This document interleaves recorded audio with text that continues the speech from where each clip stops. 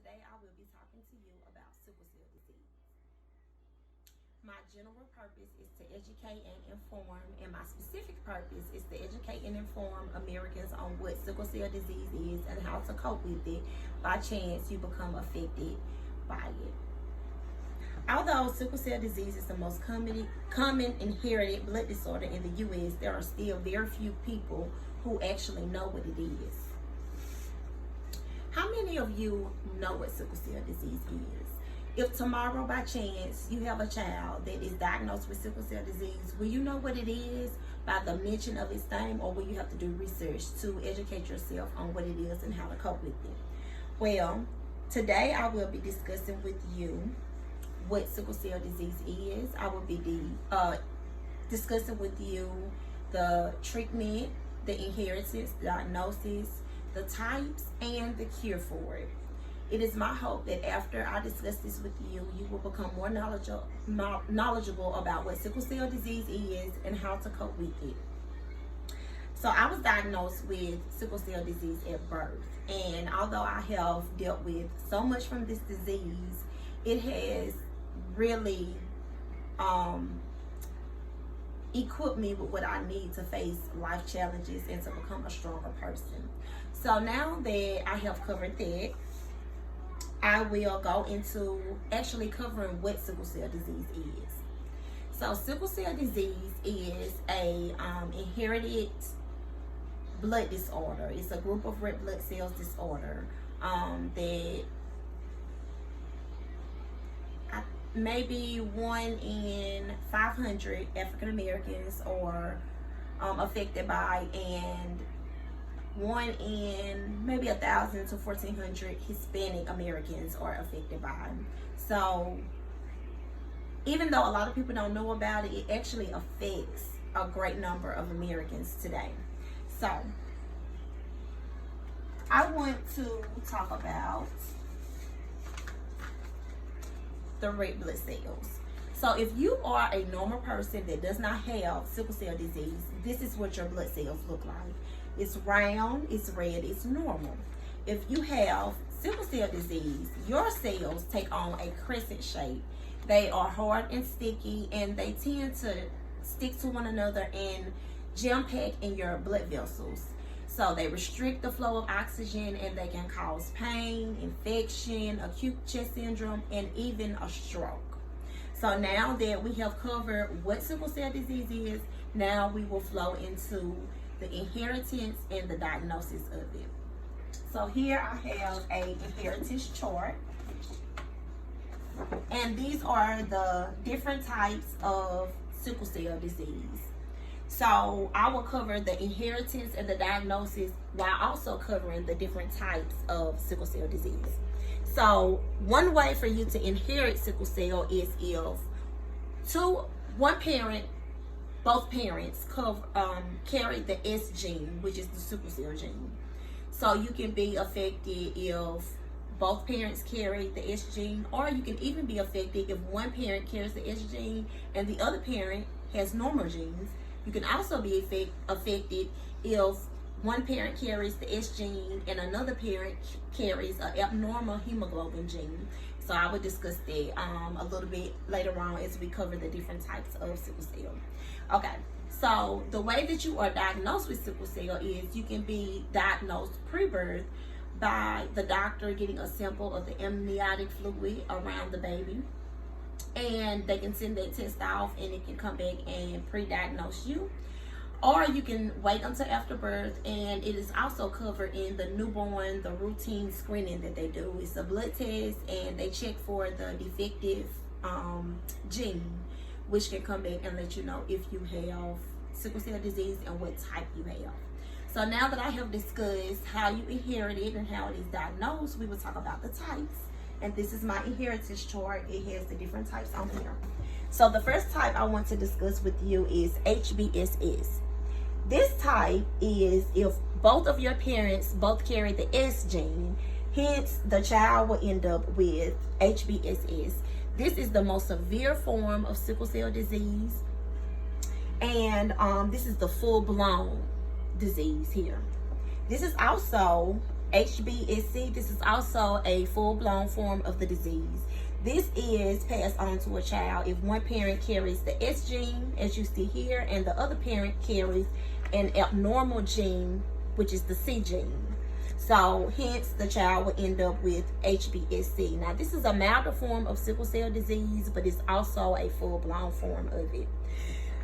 This is another form here. Is 3 different types: HBSD, HBSC, and HBSO. Now this happens if one parent carries the S gene and the other parent may carry one of these 3 genes here, which is the abnormal hemoglobin gene. Could be the D, the E, or the O. Now when that happens, the child ends up with one of these 3 forms of sickle cell disease, and the severity of these, they kind of vary depending on which one you have. Here is another type of sickle cell disease, and this is HBS beta thalassemia. Now this happens if one parent carries the S gene and the other parent carries the beta thalassemia, gene. So the child will end up with the beta thalassemia, type of sickle cell. There's 2 types of the beta thalassemia type of sickle cell. One is O positive and one is O negative. The O negative is the more severe form, and the O positive is the milder form. And here is the last form of sickle cell disease that you can carry, and it's HBSC. This is actually the trait. This is not the full-blown disease. Again, it is the trait. This happens if one parent is carrying the S gene and one is carrying just a normal gene, don't have any traces of sickle cell, and so the child will end up with sickle cell trait. So now that we have discussed the different types of sickle cell disease, now we will go into discussing the treatment options for sickle cell. So one type of treatment is if you are plagued with a pain crisis, and if you are, you will have to go to your local ER, and there you can receive several different treatment options. One will be receiving fluids through an IV. Another one, you can receive oxygen if that is necessary, if your O2 is low. One is you can receive pain medication intravenous. So you can receive one or all, and more likely than none, you will receive at least the IV fluids and the pain medication. Now, if those treatment options do not work, if you're still going through a pain crisis and you're not any better, they will offer the second treatment option that I am covering, which is a blood transfusion. In order for you to receive a blood transfusion, your CBC has to be below an 8. And so if that happens, you qualify for a blood transfusion. All that is you receive donor blood, and they give you new blood to replace the sickle cells that you have in your body, replace them with normal cells. Another treatment option is the red blood cell exchange, and it's also called apheresis treatment. What this is you hook up to a machine similar to a dialysis machine, and they give you 6 units of normal donor blood and they take out 6 units of sickle blood cells. And so after you receive that apheresis treatment, you feel better. It pretty much cures how you're feeling, like the symptoms and everything. The last treatment option I will be talking about is home medication. This treatment option is used if you're experiencing a mild pain crisis and it does not require an ER visit. Now, some of the pain medications that not pain medications, but home medications that you may have, this is a hydroxyurea. This is a cancer treatment regimen that it reduces the frequency of pain crises, and if you have a pain crisis, it decreases the amount of pain by 50%. This is folic acid, and what this is a B vitamin. It helps the body to produce and maintain new cells. And the last home medication option is pain medication.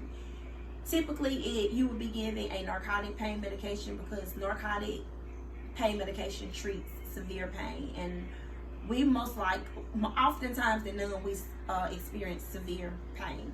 So after we have learned about the types of sickle cell and the treatment options, we will discuss the cure. Although there are several different treatment options, it's only one cure that is effective in today's society.